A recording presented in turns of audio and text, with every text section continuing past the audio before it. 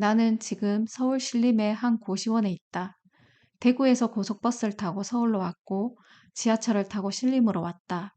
신림으로 온 이유는 신림엔 고시원이 많겠다 싶은 생각 때문이었다. 긴 여행 때문인지 이 낯섦조차 익숙했다.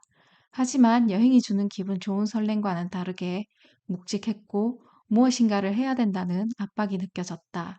예약된 어떠한 것도 없이 눈에 띄는 고시원이라는 간판을 찾아 들어왔고 이렇게 나의 서울 생활은 시작되었다.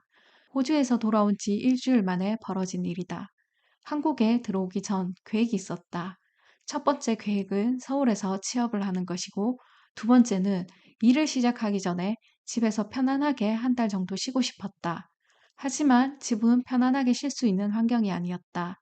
20년 가까이 그곳에서 살았고 평생을 같이 산 가족이었지만 왜 집이 그렇게 낯설었을까? 그렇게 더 이른 시간에 서울행을 결정했다.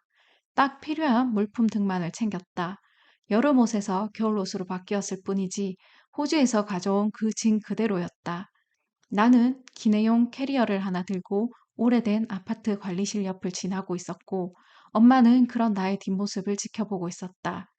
1, 2년만 일해서 돈 벌어서 다시 오겠다며 내가 말도 통하지 않는 곳에서 1년을 돈도 벌고 여행도 했는데 말 통하는 서울에서 못 살겠냐면서 그렇게 서울엔 고속버스에 몸을 실었다. 뒷모습만을 쳐다보는 엄마의 모습이 오는 내내 마음에 걸렸다.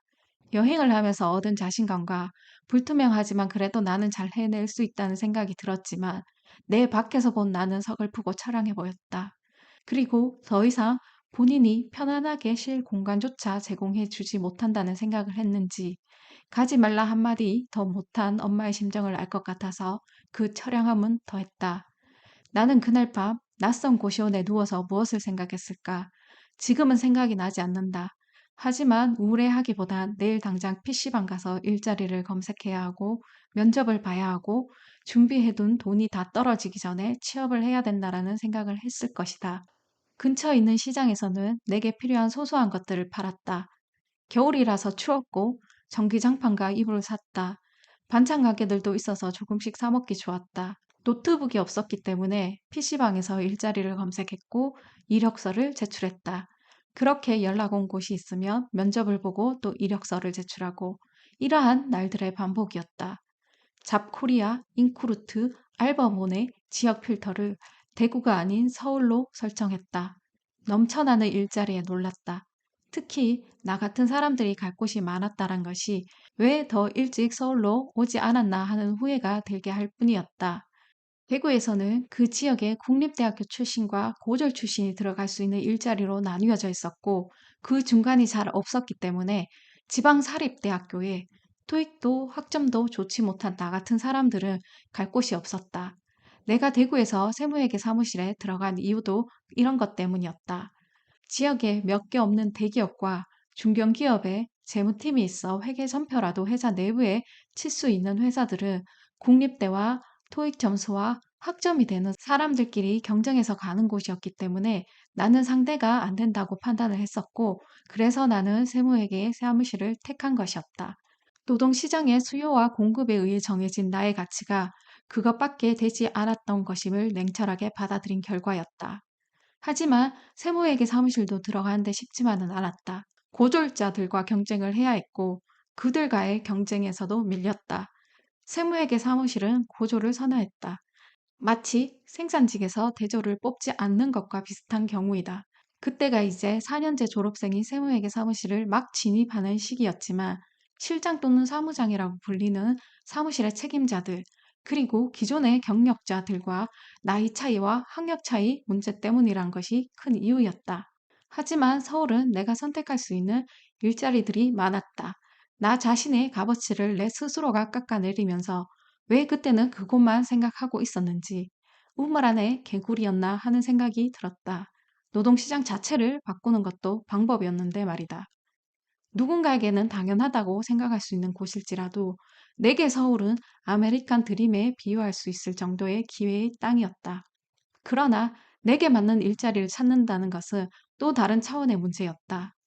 내가 가진 시간과 능력에 대해 적절한 가격을 지급해줄 회사를 찾는 것과 원하는 가격에 적절한 품질의 노동력과 시간을 제공해줄 근로자를 찾는 회사와의 접점을 찾는 일은 쉽지가 않은 일이었다. 몇 번의 면접을 봤지만 마땅한 곳을 찾지 못한 채 2달이란 시간이 지났다. 울루루 여행을 포기하고 호주에서 300만 원 남짓한 돈을 남겨가지고 왔는데 이제는 70만 원 정도 남았다.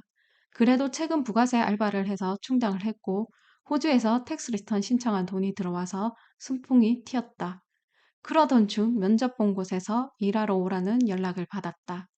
세무회계 사무실이었다. 사실 세무회계 사무실보다는 일반 회사로 가고 싶었지만 돈을 벌어야 된다는 조급함 때문이었는지 나는 그곳에 출근하게 되는 역선택을 하게 된다. 위치는 가까운 곳이었지만 출근 전날까지 엄청난 고민을 하면서 출근을 했다. 대표 회계사와 수습 회계사 1명과 일반 여직원만 10명 정도 되는 곳이었고 연령대는 20대 후반에서 30대 초중반으로 구성되어 있는 곳이었다. 다른 사무실과는 다르게 회계사나 사무장이 거래처를 관리하는 것이 아니라 담당 직원, 즉 내가 거래처 관리, 영업을 하는 시스템이었으며 수습 회계사 1명이 출근하며 사무실을 관리하는 환경이었다. 대표 회계사는 일도 신경 쓰고 싶지 않아 하는 느낌의 사무실이었다. 결론적으로 이야기하면 나는 이 사무실을 입사한 지 2주 만에 그만두게 된다. 왜 더 빨리 퇴사하지 못했는지 요즘은 그날 2~3시간 만에 이야기하고 나가던데 왜 그렇게 못했는지 후회스럽다. 아무리 세무회계 사무실이 각자 도생하는 시스템이라고는 하지만 처음 들어오면 뭐가 어디에 있는지부터 옆에 있는 직원의 도움받을 부분이 있다. F용지는 어디 있는지 이런 것들 말이다. 하지만 여기 있는 모든 직원들이 내 말은 못 들은 척했고 대답해주지 않았고 말을 섞으려 하지 않았다. 입사하자마자 소위 왕따라는 것을 당한 것이다. 과장이라고 불리는 이 사무실의 가장 오래된 경력자는 권력의 맛을 알았고 허세로 가득 차 있었고 아래 직원들은 눈에 보이지 않는 라인이 있었고 허세를 압으로 대답했다. 세무회계 사무실의 월급은 아무리 서울이라도 높지가 않다. 몇 달치 월급을 모아야 명품 가방 하나 살 정도였지만 다들 명품을 들고 있었다. 명품인지 몰랐지만 명품이라고 본인들 입으로 이야기해서 알았다. 다들 집이 잘 사는가 보다 생각했다. 본인들이 번 돈을 어떻게 쓰던 집이 잘 살아 무엇을 사던 상관없지만 나에게까지 호응해달라고는 안 했으면 좋겠는데 그걸 안 하니 더 왕따 당하는 느낌이었다. 점심은 밖에서 다 같이 사 먹었다. 일반적인 점심 식사보단 약간 가격대가 있는 메뉴들이어서 나에게는 점심 식대가 부담스러웠다. 방을 구하고 안정되면 도시락을 싸서 다녀야겠다고 생각했고 마침 내 옆에 새로 들어오신 분도 같은 생각이어서 그분과 같이 도시락 싸서 다니기로 했지만 그분도 얼마 가지 못해 퇴사했다. 사실 가격도 가격이지만 그들과 같이 점심을 먹어야 된다는 사실이 더 부담스러웠다. 그렇게 퇴사를 했고 다시 이력서와 면접을 반복하던 중 비교적 빨리 공부를 할 수 있을 만큼의 경제력을 뒷받침할 수 있게 해준 회사를 만나게 되었다. 지금 내가 있는 곳은 신림역 근처 고시원. 회사는 삼성역에 있었다. 고시원에 살 것이라면 굳이 여기 있을 필요가 없다. 그래서 회사 근처의 고시원으로 이동하기로 했다. 그동안 이불도 샀고 전기장판도 샀고 고민형도 추가로 대구에서 가져왔다. 짐이 그만큼 늘어난 것이다. 도와줄 사람도 없었고 짐을 담을 수 있는 캐리어도 하나뿐이라서 신림역과 삼성역 사이를 지하철로 2번 왕복하면 되겠다라고 생각했다. 그런데 하필 그날 몸살이 났는지 춥고 아프고 머리는 어지러웠다. 어쩌겠는가. 내일 출근도 해야 되는데 무조건 해야 된다. 캐리어에 짐 넣고 종이백 안에 이불과 고민형 넣고 옮기는데 너무 서글펐다. 택시비는 아깝고 몸은 아프고 종이백 안에 쭈그러져 들어가 있는 고민형을 보고 있자니 진짜 눈물이 나왔다. 2번째 다녀오는 길엔 도저히 지하철에 서 있지 못했다. 노약 좌석에 앉았는데 아무도 뭐라고 하는 사람이 없어서 다행이었다. 그때는 내가 가진 젊음과 살아온 날들보다 살아갈 날들이 많았고 10년 뒤엔 분명히 지금과는 다른 삶을 살아가고 있을 것을 확신했기 때문에 다 위로가 되었다. 개보린 하나를 먹고 잤다. 다음 날 일어나니 괜찮아졌고 남들보다 20분 일찍 출근해서 임원들 책상 닦고 컵 씻어 가져놓고 탕비실 정리하고 그렇게 또 하루를 시작했다. 어쩌면 지금 내가 편하게 택시를 탈 수 있는 이유는 내 젊은 날 택시비를 아끼기 위해 더 잘 살기 위해 저런 노력을 했기 때문이었지 않나라는 생각이 든다. 회사 근처에 있는 고시원의 유일한 장점은 아침잠을 좀 더 잘 수 있다라는 것뿐이었다. 점심은 배달시켜 먹거나 편의점에서 사온 샌드위치로 때웠고, 저녁도 간단하게 밥에 참치나 라면 정도 때워야만 했다. 3개월 정도를 이렇게 생활하다 보니 근처에 작은 원룸이라도 얻어야 되겠다 싶어 알아봤지만 보증금을 도저히 마련할 길이 없었고, 월세조차 내가 받는 월급으로 감당하기 어려운 실정이었다. 어찌어찌해서 회사 근처 단독주택 지하 단칸방을 보증금 500만 원에 월세 30만 원에 구했다. 이사 오던 날부터 내가 왜 이 방을 구했을까 하는 후회가 들 정도로 방은 열악했다. 방은 두 뼘 남짓의 조그마한 창이 있었지만 빛이 거의 들어오지 않는 지하였고, 부엌은 철로 된 문을 열고 나가며 시멘트 바닥으로 되어 있는 반평도 안 되는 공간에 싱크대 한 칸과 수도 시설 뿐이었다. 그래도 고시원보다 낫지 않을까 하는 생각이었지만 그 생각은 일주일도 가지 못했다. 창이 매우 작았고 빛이 거의 들어오지 않았고, 게다가 들어오는 벌레를 막기 위해 창을 막아놨더니 곰팡이가 자라는 것이 눈에 보일 정도로 곰팡이 소굴이 되었다. 퇴근하자마자 집에 와서 하는 일은 부엌에 죽어있는 벌레들을 쓸어내는 것이었다. 주택 지하의 또 다른 공간에 계란집을 임대해주고 있었는지라 본 적도 없는 벌레들이 매일매일 죽어 있었고 그 사체를 치워야만 했다.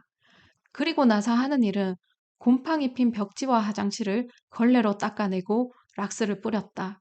매일 해도 매일같이 곰팡이는 피어 있었고 저녁의 대부분을 곰팡이 제거로 시간을 보냈다. 여름이 오니 더더욱 힘들어졌고 3개월을 버텼지만 결국 이사를 결정했다. 회사에 적응하는 것보다 보금자리를 찾는 것이 더 어려웠다. 어느 날 은행을 다녀오는 길에 길바닥을 보았다. 이렇게 많은 집들과 빌딩 사이에 내가 편히 누울 단 3평의 공간이 없다는 사실이 눈물이 날 만큼 슬펐다. 적당한 방이 눈에 띄어 방을 보고 왔다. 보증금이 1,500만 원이었다. 수중에 있는 돈 다 긁어도 700만 원이 되지 않았다. 모든 은행을 가봤지만 경력이 단절된 사회초년생에게 돈을 빌려줄 은행은 없었다. 돈 때문에 여기저기 전화하는 것을 옆에 같이 일하는 언니가 듣고 사장님에게 전했는지, 사장님은 돈을 1,000만 원 정도 빌려줄 테니 월급에서 갚아라 이렇게 제안을 하셨다. 진짜 정말 정말 고마웠지만 나는 이미 카드론을 받아 해결한 상태여서 정중히 해결되었다고 말씀드렸다. 사장님의 제안을 받아들였으면 이자 정도는 세이브 됐겠지만 나는 카드론을 택했다. 얼마 안 되는 월급이 더 작아 보이는 것이 싫어서였다. 이렇게 나는 다시 신림동으로 컴백하게 되었다. 비록 작았지만 내 공간과 화장실, 작은 주방이 있었고 벌레도 곰팡이도 없었고 해도 잘 드는 1.5층 원룸이었다. 8시 30분까지 출근이었지만 임원들 자리 정리와 탕비실 정리를 해야 했기 때문에 8시 10분까지 출근을 해야 했었고, 신림동에서 삼성역까지 가려면 6시에는 일어나서 준비를 해야 했지만 이것 빼고는 다 만족스러웠다. 회사에서 점심은 몇 안 되는 여직원끼리 도시락을 준비해서 같이 먹었다. 나도 동참하고 싶었지만 그동안 여건이 되지 않아 하지 못한 것이 이사 온 이후로 할 수 있게 되었고, 그 후로 회사를 그만둘 때까지 도시락을 싸가지 않는 날이 손에 꼽을 정도로 나는 열심히 도시락을 싸다녔다. 빌린 카드론도 예상보다 더 빨리 상환했고, 회사를 다니는 동안 큰일이 생기거나 한 적이 없었기 때문에 차근차근 돈을 모으기 시작했다. 내가 취직한 목적은 돈을 모아서 하루라도 빨리 공부를 시작하는 것이었기 때문에 최대한 빨리 많은 돈을 모아야 했다.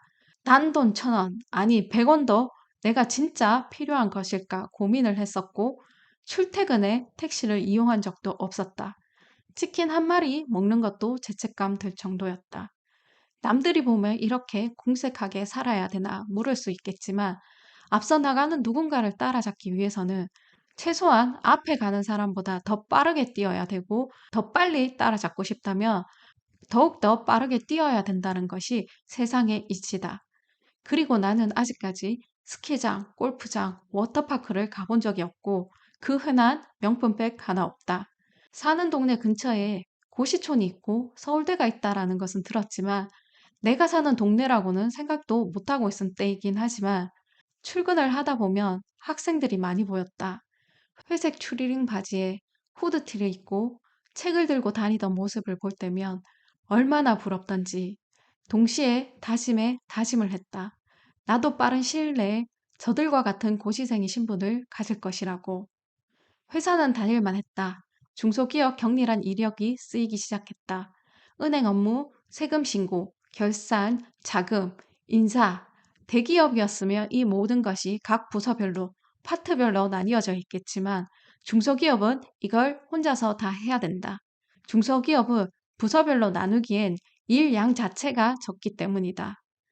주중에는 회사를 다니고 주말에는 밀린 집안일과 고용보험 환급 과정이 되는 학원을 다녔다.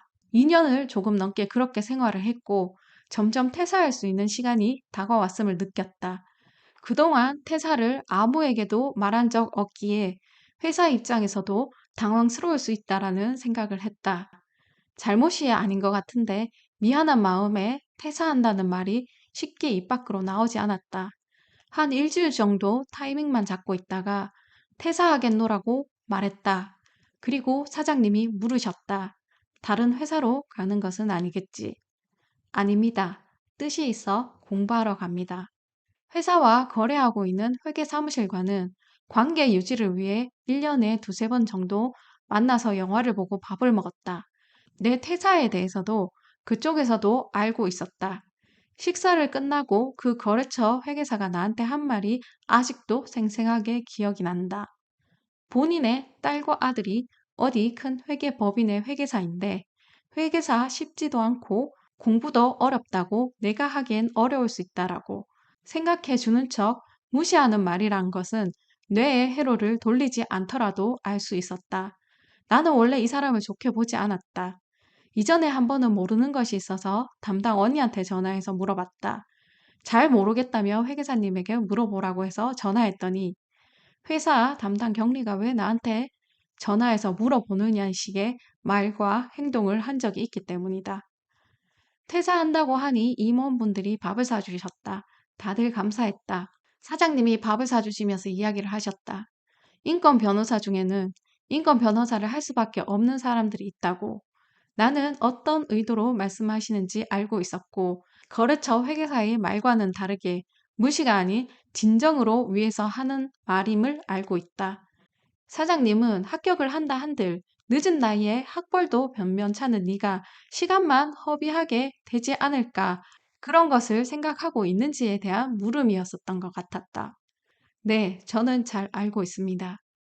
그동안 쓰지 않았던 연차가 밀려 있었던 터라 5월부터는 출근하지 않고 퇴사 당일만 출근하는 것으로 했다. 5월은 1년 중 세무사들이 제일 바쁜 종합소득세의 달이다. 그 말은 고액의 알바 자리가 많다는 것이다. 어렵지 않게 알바할 수 있는 사무실을 구했고 나는 한 달 동안 연차를 이용해 다른 사무실에서 돈을 벌었다. 그리고 퇴사 당일 그동안 감사함을 마음에 담은 편지와 사직서를 제출했다. 월급, 종소세 알바, 퇴직금. 이전 직장도 호주로 간다 하니 퇴직금을 조금 더 주셨는데 이번에도 공부한다고 하니 조금 더 주신 것 같았다. 한동안은 공부에만 집중할 수 있을 만큼 꽤나 많은 돈이 모였다. 드디어 나는 내일부터 도서관으로 공부하러 간다. IMF 후 최악의 경제 상황은 면했지만 그렇다고 희망적인 경제 상황은 아니었을 때도 누군가는 고잉의 연봉의 대기업을 갖고 또 누군가는 변변한 직장을 찾지 못해 자신의 몸을 깎고 또 깎고 있었다. 만약 그때 대기업만을 바라보고 있었다면 내가 가지지 못한 것만을 탓하고 있었다면 나는 지금 이 글을 쓰고 있을 수 있었을까? 연일 언론 매체에서 자극적인 기사를 쏟아내고 SNS에서는 자신들의 행복함을, 부유함을 자랑하고 있는 지금 또 누군가는 무기력증에 빠져 있을 것이고 또 누군가는 본인이 가진 환경보다는 본인이 할 수 있는 일을 찾아서 하는 사람이 있을 것이다. 무엇을 선택하든 본인의 생각과 마음이다. 하지만 그 선택을 하기 전에 내가 원하는 삶을 이룰 수 있는 가능성에 한 발자국이라도 더 가까이 갈 수 있는 선택이 무엇인지, 그리고 그 한 발짝들의 가능성이 모여 어떠한 결과를 만들어낼 것인지 생각해 봤으면 하는 바람이다.